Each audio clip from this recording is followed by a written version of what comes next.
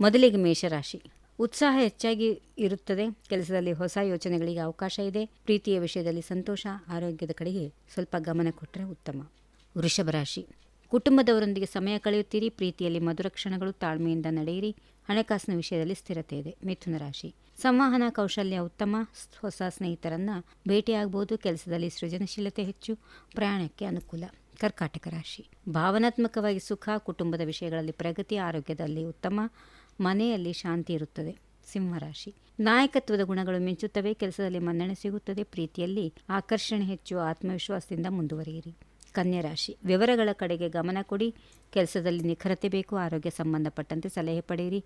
ಹಣಕಾಸು ಸ್ಥಿರವಾಗಿರುತ್ತದೆ. ತುಲಾ ರಾಶಿ. ಸಂಬಂಧಗಳಲ್ಲಿ ಸಾಮರಸ್ಯ. ಪ್ರೀತಿಯ ವಿಷಯದಲ್ಲಿ ಸಂತೋಷ. ಕಲೆ ಮತ್ತು ಸೌಂದರ್ಯಕ್ಕೆ ಸಂಬಂಧಪಟ್ಟಂತೆ ಕೆಲಸಗಳಲ್ಲಿ ಯಶಸ್ಸು. ವೃಶ್ಚಿಕ ರಾಶಿ. ಆಳವಾದ ಚಿಂತನೆ. ಹಳೆಯ ಸಮಸ್ಯೆಗಳಿಗೆ ಪರಿಹಾರ ಸಿಗುತ್ತದೆ. ಪ್ರೀತಿಯಲ್ಲಿ ತೀವ್ರತೆ. ರಹಸ್ಯಗಳನ್ನು ಕಾಪಾಡಿಕೊಳ್ಳಿ. ಧನುರಾಶಿ. ಪ್ರಯಾಣ ಮತ್ತು ಜ್ಞಾನಕ್ಕೆ ಅನುಕೂಲ. ಹೊಸ ಅವಕಾಶಗಳನ್ನು ಹುಡುಕಿಕೊಂಡು ಹೋಗುತ್ತೀರಿ.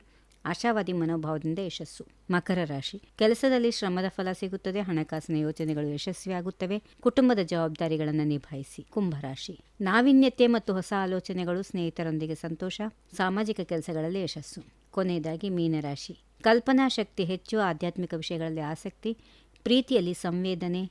ವಿಶ್ರಾಂತಿ ಪಡೆಯೋದು ಉತ್ತಮ. ಹೀಗಿವೆ ಈ ದಿನದ ರಾಶಿ ಫಲಗಳು. ಸರ್ವರಿಗೆ ಶುಭವಾಗಲಿ. ಶುಭ ದಿನ. ನಮಸ್ಕಾರ. If you like this video ಬೇಗ ಲೈಕ್ ಮಾಡಿ, ಕಾಮೆಂಟ್ ಮಾಡಿ, ಶೇರ್ ಮಾಡಿ ಹಾಗೂ ಯೋಯೋ ಟಿವಿ ಕನ್ನಡವನ್ನು ಸಬ್ಸ್ಕ್ರೈಬ್ ಮಾಡಿ.